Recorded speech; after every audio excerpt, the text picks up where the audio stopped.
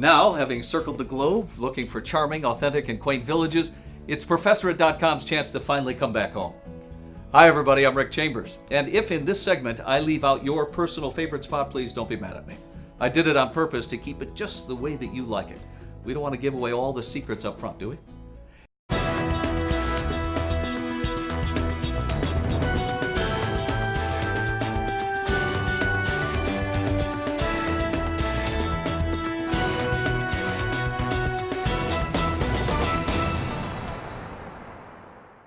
Despite the homogenization of our suburban way of life, America still retains a fair degree of regional differences. And nowhere can we find these illustrated more perfectly than in places like Ashland, Oregon, Chimeo, New Mexico, Silverton, Colorado, Hannibal, Missouri, how about Stowe, Vermont, and Hot Springs, Virginia, Fredericksburg, Texas, and Honokaha, Hawaii.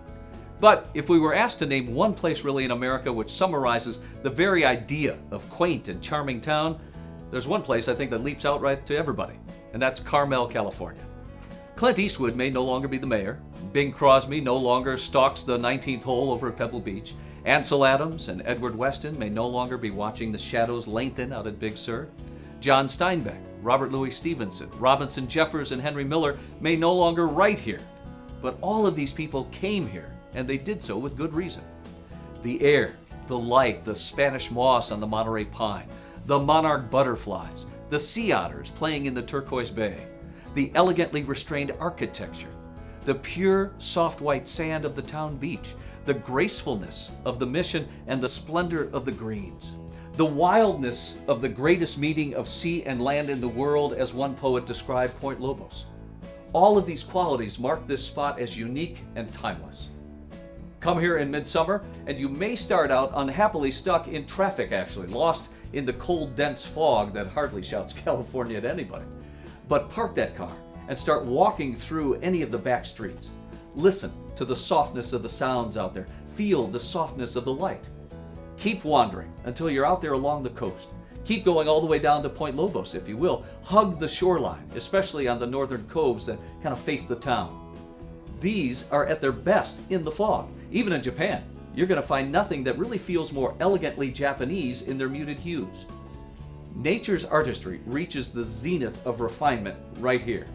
Save the other side of the point for a sunny day, if you will. Even better, come here in winter on a brilliantly blue afternoon when gigantic Pacific rollers are come crashing ashore. But keep a bit more of a distance from the ocean than might seem reasonable, actually. Sneaker waves, they have no mercy, even for nature worshipers.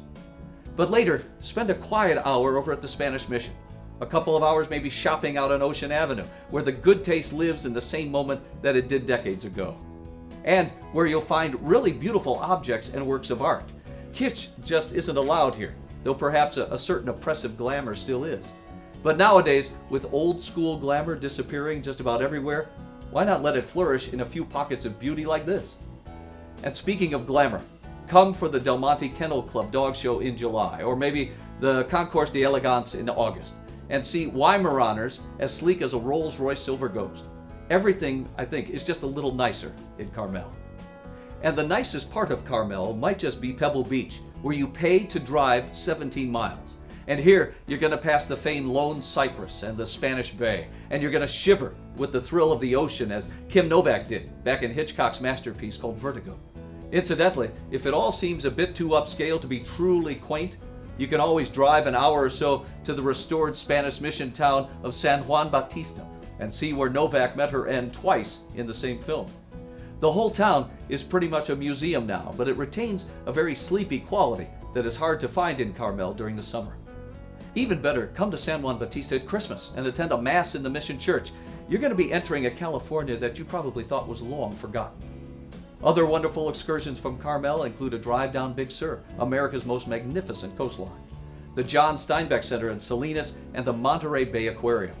As for accommodations, you can choose from the upscale classics like the Lodge at Pebble Beach, how about the Quail Lodge in Carmel Valley, or the Highlands Inn.